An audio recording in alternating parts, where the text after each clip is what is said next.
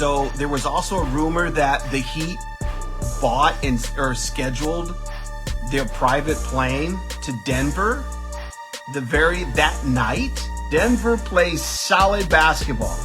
They play their style, and any one of those guys can catch fire. Caleb Martin is proving that there is a new way to become a superstar. We're burning the ships. Pat Riley is literally the Al Pacino of basketball. The Heat have finally surpassed the Celtics. So what happened in this ferocious series where history was getting ready to be made on both sides of the spectrum here? We had the Celtics that were clawing their way from being down 3-0, and they were trying to make NBA history and pull off one of the greatest upsets that we've ever seen. However, they fell short. They were trailing at least by 20 points towards the last 4 minutes of the game. Sadly, Jason Tatum appeared to have really twisted his ankle during this game, and you could tell he was hobbling, just fighting his way, trying to play through the injury. And this really became the point at which the Celtics actually gave up. Like, I feel like they felt like they had no chance. Who knows? This could have been a recurring injury that they kept on the hush-hush. And when it was aggravated, that meant he was probably going to be out against Denver if they were able to claw their way back. But you just seen it in their body language. You've seen it in the way they shot. They kept shooting. They didn't make any adjustments or change their game plan. It just seems like they gave up the game. And this is why it's so dangerous to go to shoot and trade threes, and it being about this, I shoot a three, you shoot a three. You really live or die by the three. So there was also a rumor that the Heat bought or scheduled their private plane to Denver that night. And I have to say, and they also mentioned that Coach Eric Spoelstra played some type of motivational video for everyone to watch before they played the game, and that it impacted the players deeply. But I want to talk about this notion of buying or scheduling your flight to Denver. What an amazing strategy that must have been. Like, that is a way to speak something into existence and say, hey, we're burning the ships. We're putting down money, and we're going to go ahead and schedule this flight to Denver. This is how confident we are that we are going to take down this team. So what does this mean for the Celtics? What this means is that whatever experiment that they had going on, Jaylen Brown, Jason Tatum, I think it's over. They play very well together, but it's obvious that when they're all on the basketball court, and this team has pieces. They have a former defensive player of the year. They have the Williamses, as I call them, which are phenomenal role players, teammates. They got Brogdon. They got Pritchard. They got guards to come in and step up. They have playmakers.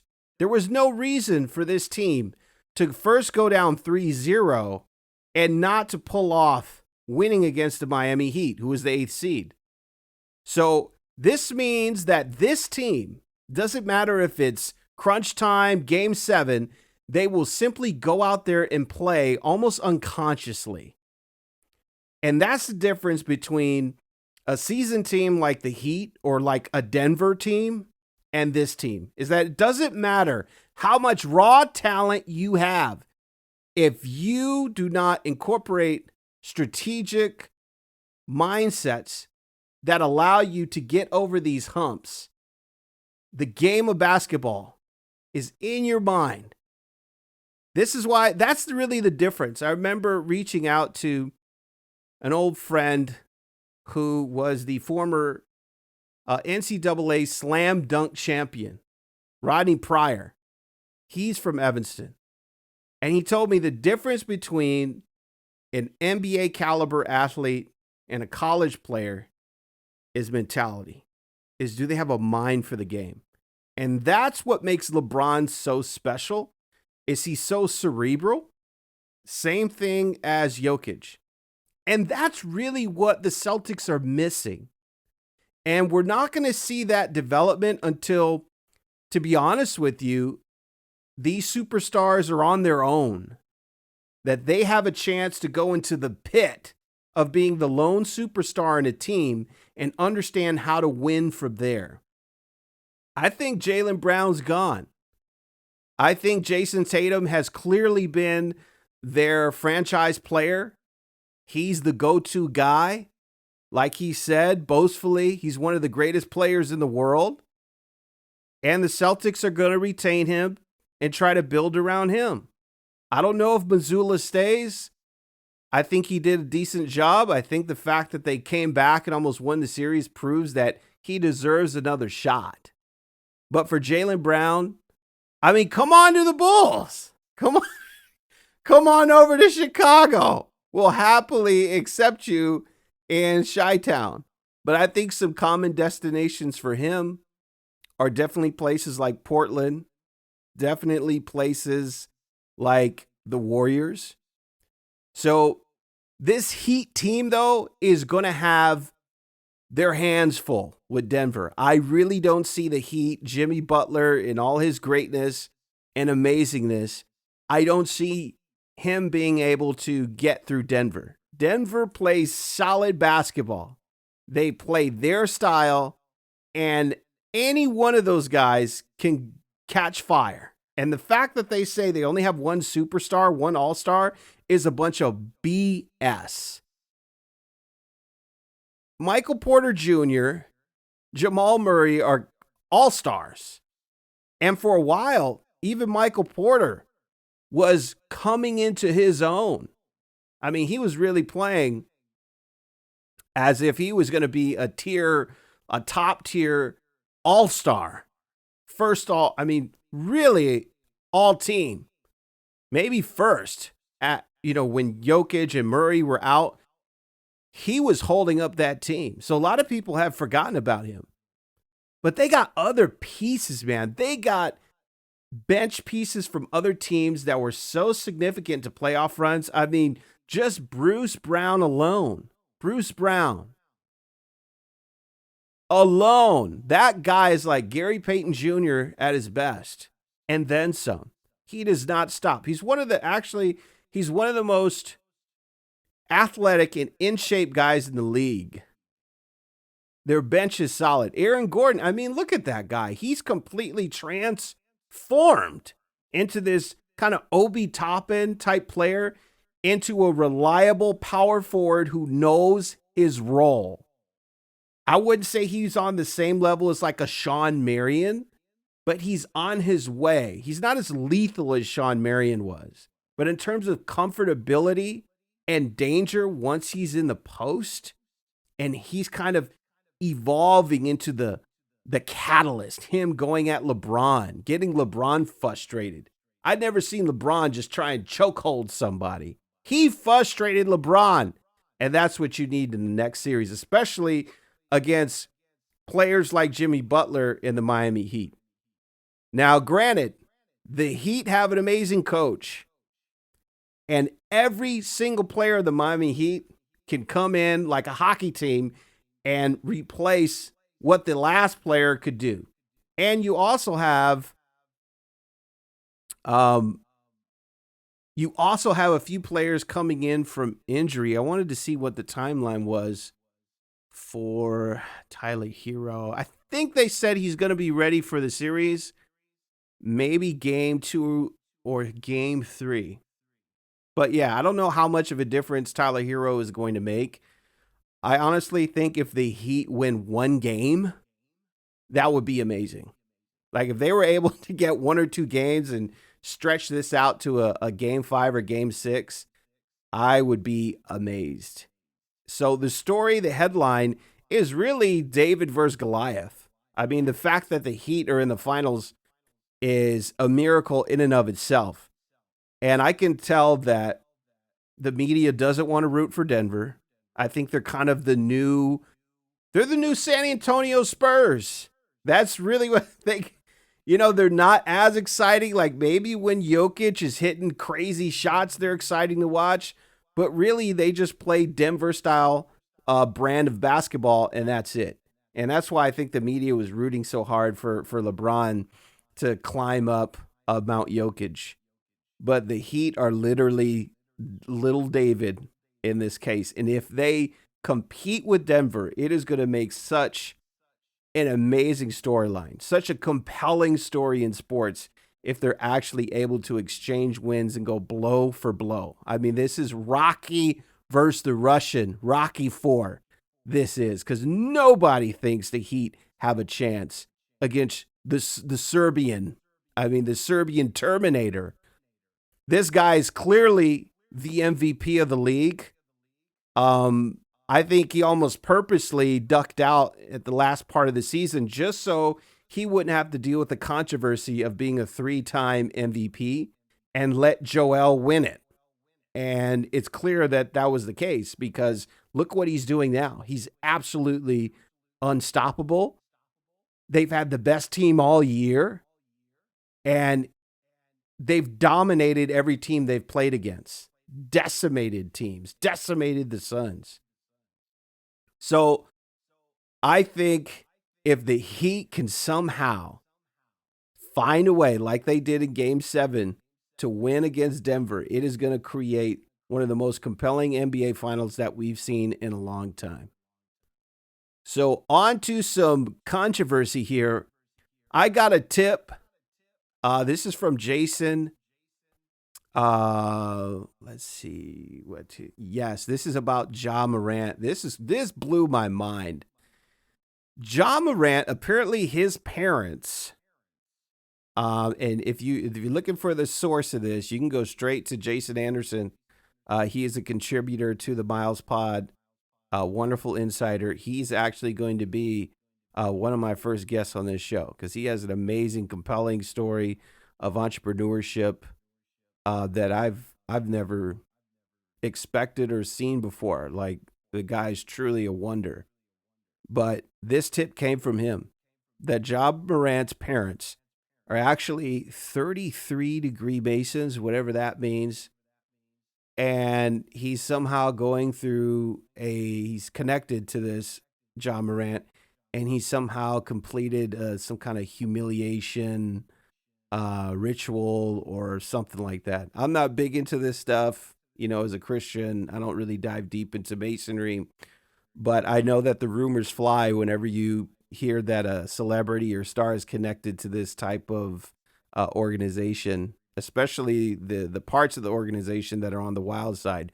But this doesn't baffle me. This wouldn't surprise me. I've been saying this from the beginning, that this whole him wielding weapons and clubs and on IG Live, that this is all an attempt for attention. This is all an attempt to sell shoes. I mean, I didn't really hear anybody saying they were excited about the new Ja Morants. I think people were still shocked that Nike cut the cord on Kyrie. And then he just kind of snuck in there. And then Nike did this whole this ice exhibit where they put his shoes in this really insane Nike igloo. And at the end of it, your prize was one of his shoes. And that was it. I mean, so this to me just smells like Nike doing this very extreme campaign to get eyeballs. And then slowly but surely, they're going to patch up his image. But I'm sure he'd rather sell, $300 million or $500 million worth of shoes than, I think he values that more than actually playing and knows that he can just pick up where he left off. We still don't know what the final verdict is on his suspension. That's kind of put on the back burner. And the timing of it is impeccable because the NBA wants to focus on the finals. They do not want to focus on Ja Morant. So we see these, the battle for attention right now. Now that The Lakers aren't in the finals. Now that Ja Morant got eliminated a long time ago, what happened? He started flipping out to get attention. LeBron makes statements to get himself attention, so much so that Denver was complaining that sports writers, journalists, all they can do is talk about the Lakers, even though the Lakers have been eliminated. So, Jason, I wouldn't put it past you. I think that this could be valid. This could be some kind of weird Scottish Rite thing, but it ties into the success of him selling sneakers. And sadly, here's some sad news. Bob Myers of the Golden State Warriors, the president and head GM, is stepping down. This is crazy. Bob Myers has literally put this team together and kept it together all these years. He's an essential part of the organization. I think that this signifies that we are going to see some movement from Golden State. We are going to see key pieces leave. I think Draymond may be leaving. I think he's probably going to join the Lakers or go with Dallas. As you know, my ultimate theory is that Dallas is trying to secure LeBron by retaining Kyrie. It's been reported that the Dallas Mavericks organization, they have not been cooperative in a sign and trade for Kyrie. So it appears they're trying to retain him. Retain him for who? Retain him for what? Retain him for LeBron. And then once they've retained LeBron, they're going to get his son. They're going to get Bronny. So what comes first? First, you retain Kyrie. Second, you draft Bronny. Third, you get LeBron. And it would be nice to have Draymond too, potentially this year. So if you get Draymond and hold on to Kyrie around Luka, you're going to have a solid team along with the other pieces that they have. And then if you draft Bronny, you get LeBron, Dallas is going to be thundering. In fact, that's going to be one of the greatest teams ever assembled. Luka, Draymond, LeBron, Kyrie. Come on. That's going to be ridiculous. And then Kyrie, Luka can mentor his son along with LeBron. What better situation is there, especially since Texas is going to be a madhouse? Now that Wembanyama's down there, all the press is going to be in San Antonio and in Texas. And if you're playing in Texas, chances of you playing against Wembanyama is going to go through the roof. So I could see James Harden going down to Houston just to catch the Wembanyama fever and the virality of him being in San Antonio. If you're down there for that spectacle, you are going to benefit financially. You're going to benefit career-wise because the NBA is going to shift towards that Southwest region. So I see a lot of players trying to play there now. Harden going to Houston, LeBron going to Dallas, which is wild. I know a lot of people think I'm crazy for that speculation, but I just don't see why they got Kyrie and blew away their season and why they're trying to have a top 10 pick in next year's draft. Draft Bronny. Bronny's going to slip down to 10. He's not going to go past 10, believe me. So you got Dallas potentially with that stacked team. You got Houston with Harden, and you got Wembanyama on the Spurs. That is a recipe for just amazing sports news and history. So I expect that to happen. So Bob Myers stepping down means a total change is coming to Golden State. Now, finally, I want to leave you with an update on the Chicago Bulls. That's our home team. I'm from Chicago. So we got to talk about the Bulls. How about them Bulls? It's not looking good. It's not looking good. We did absolutely nothing to improve our roster. We essentially have the same roster, and we are being haunted by the fact that we traded Jimmy Butler for Zach LaVine. I mean, that is no disrespect to Zach LaVine, but what Jimmy has been able to accomplish and the fact that he actually holds Chicago near and dear to his heart is just, it hurts as a Chicago Bulls fan to know that we have a history of doing that. Like, we traded Elton Brand, we trade this person, like every good person we get, we trade them.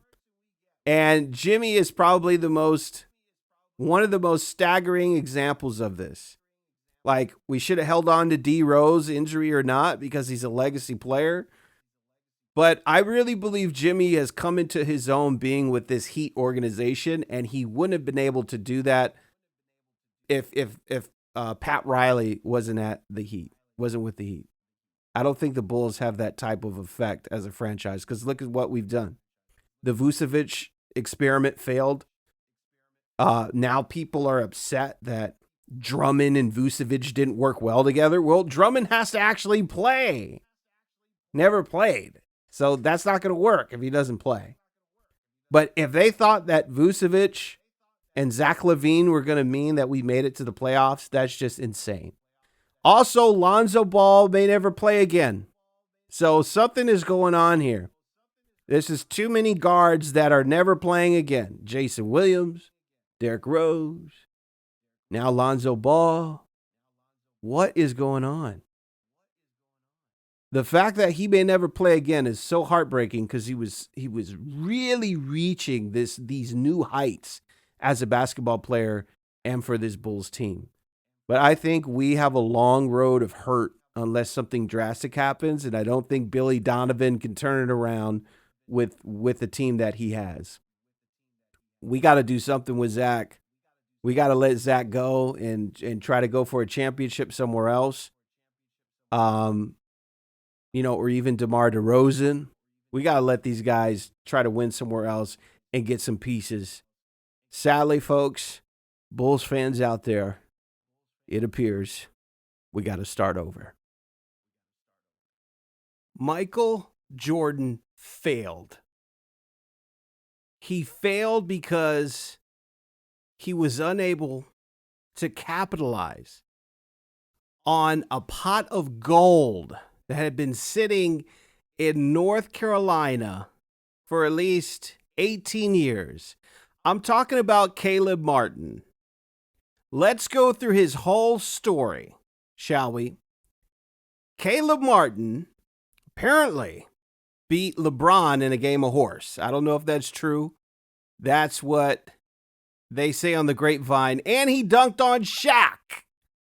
So these two things alone give you a sense of what kind of person he is. He's a competitor. He's not afraid to go up against the best. So let's see what his origin story is. Let's see. 2-time All-State in high school. Transferred to Oak Hill Academy, the prestigious Oak Hill Academy. This is where Carmelo Anthony went, Brandon Jennings. Everybody who's somebody went to Oak Hill Academy. Then got a scholarship to play at NC State. Played 2 years. Transferred to the University of Nevada, Reno, not Las Vegas. Not Las Vegas. Now think about the benefit of being in Las Vegas. You get the high traffic of NBA scouts networking with NBA talent. If you're playing college level basketball, you are rubbing shoulders with the players that come into Las Vegas. Las Vegas is one of the biggest places to recruit because of all the AAU and because Summer League is in Las Vegas. Goes to University of Nevada, Reno, gets a G League contract for the Greensboro Swarm. This does not look like your typical NBA superstar journey path to greatness. This is looking like a failure story here. There's nothing in this story that suggests Caleb Martin should be almost averaging 20 points throughout the playoffs and being one of the big reasons why the Miami Heat are in the finals. This is nuts.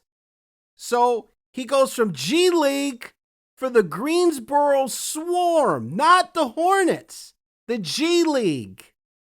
Gets a two-way contract on the Hornets, where he was very significant. But at the end of the day, only averaged about 6 points a game. Gets traded to Miami. Eastern Conference champion, first appearance in the NBA Finals. Scored 25-26 points in the Game 7 deciding matchup against the Boston Celtics. Caleb Martin is proving that there is a new way to become a superstar. The old fairy tale number 1, number 2, top 10 draft pick. I've been going to ABCD camp all 4 years. I've been getting recruited since I was in middle school. All that garbage, all that prima donna, sitting in your ivory tower, tie my shoes, coach, pay me money on the hush-hush through my AAU team stuff is done. Now there is a way for the guys that work hard, that want it, that are talented, to get to the league and go get yourself a paycheck. The old way is over. There are so many different ways now to become a professional basketball player. I mean, you could go to Australia. You could sit out and go in the Euro League. You can go G League. You can go play overseas somewhere first. You can go do overtime. You can go do Big Three. I mean, there's so many different ways. Time and again, if you're talented, if you're good, and if you want it, they will find you. This guy cut through all of the social media BS, right? All the Mikey, right? Remember Mikey? Nobody's really talking about Mikey. All the Mikey stuff that kids feel like they're being forced to do, even the LaMelo Ball stuff, because it really started with him and Lonzo. The necessity to be these social media titans before you turn the age of 16 in order to get the eyeballs and the momentum to get NBA scouts to come watch you play, to get significant collegiate scholarships to come watch you play. All that's over. That's all been invalidated as the go-to way. So if you're sitting here at home on your way home from work or from school, and you feel like just because you're sitting on the bench for your high school team that you don't have a chance to make it, that's a lie from the pit of hell. Pat Riley is literally the Al Pacino of basketball. I mean, he's still spawning, well into his late 70s. NBA championship caliber organizations are coming out of his loins at this point. He's 78. He stays in amazing shape. I'm pretty sure he's not eating donuts on National Donut Day, which is today. But let's talk about this Heat culture. The Heat culture, I mean, this is crazy. Requires the following of Miami Heat players: certain body fat percentage, regular check-ins, in terms of their weight and body composition, the beep test, their conditioning, their running. The beep test involves running lines, but in sync with a series of beats, which actually gets faster. So this is a season-long conditioning program. I mean, really, most teams just go through the motions in their practices. They're hardly competitive.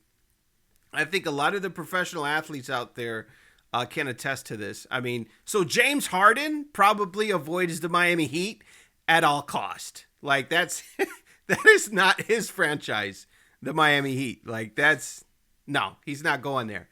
So they also have an off-season team prescribed workout program. Okay. So it is without a doubt that LeBron learned this in Miami. The way that he keeps himself in shape, he carried on that Heat culture. That's where it comes from. But let's continue, because a lot of people underestimate Pat Riley even as an executive. So how many NBA championships as a player, coach, and executive? We got 8 NBA championships. Did you know that he trademarked the term three-peat? So when the Bulls had the famous three-peat, right? He made money off of that. Anytime somebody uses the word three-peat and it goes on a t-shirt or wherever it's advertised, he trademarked the term three-peat. This is something that he did as a business initiative when he felt that the Lakers were going to win 3 in a row. And that was obviously spoiled, right? But he still trademarked that, which is fascinating. I never knew that. He's led the Heat back to the finals now. I mean, if we fast forward 3 years in a row, they went to the bubble, right? Or almost 3 years in a row. They went to the bubble. They lost in the Eastern Conference Final. And now they're back in the finals. So you almost have 3 straight years with pretty much the same roster. There have been very little additions. And the additions that they have, people thought that they were irrelevant. They didn't think anything of Caleb Martin or Gabe Vincent. No one thought anything of these guys. So this is a guy, Pat Riley, a man who told LeBron, hey, stick it out. Because this is what we do here. As you can see, they've kept the same players. This is what we do here. Stick it out and good things will happen. And this is what actually caused their rift. Because LeBron ran back to Cleveland, right? And then there was this whole falling out. Because I'm sure there was an understanding that LeBron was going to stay to win championships. And isn't it evident that they would have won championships? That they would have got Bam Adebayo? That they would have got Jimmy Butler? And now imagine LeBron on Miami. So Tyler Hero is still there. There have been rumors flying that he was going to leave. And they clearly have not traded him. And also Eric Spoelstra is the coach. So this is a team that prides itself, an organization that prides itself from keeping their guys. And now look at the finals, folks.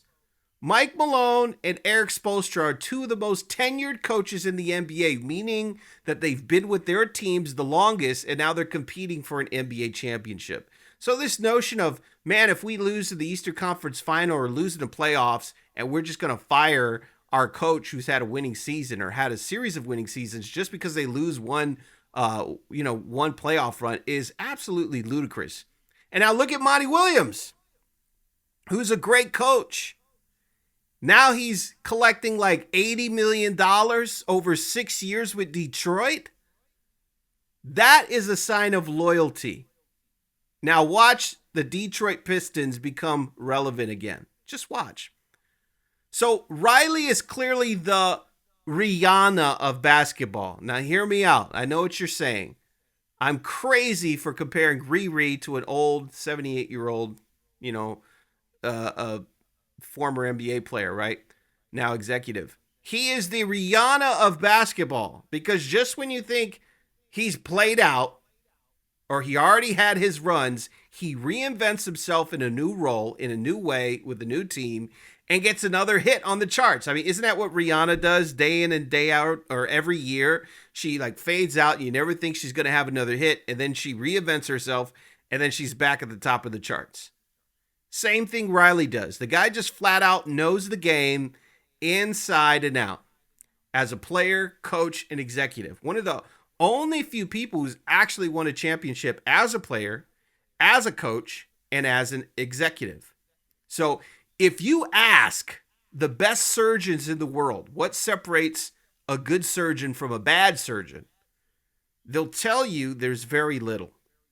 The only difference is knowledge. Do you know what you're doing is what it comes down to. And Pat knows what he's doing. I'm going to go out on a limb and say this.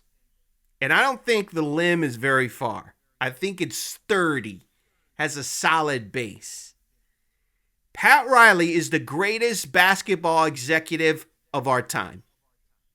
If the Miami Heat some way, somehow, actually rug pull the NBA championship from Denver, which they have the very little chances of doing, it would be the greatest underdog story in the history of the NBA.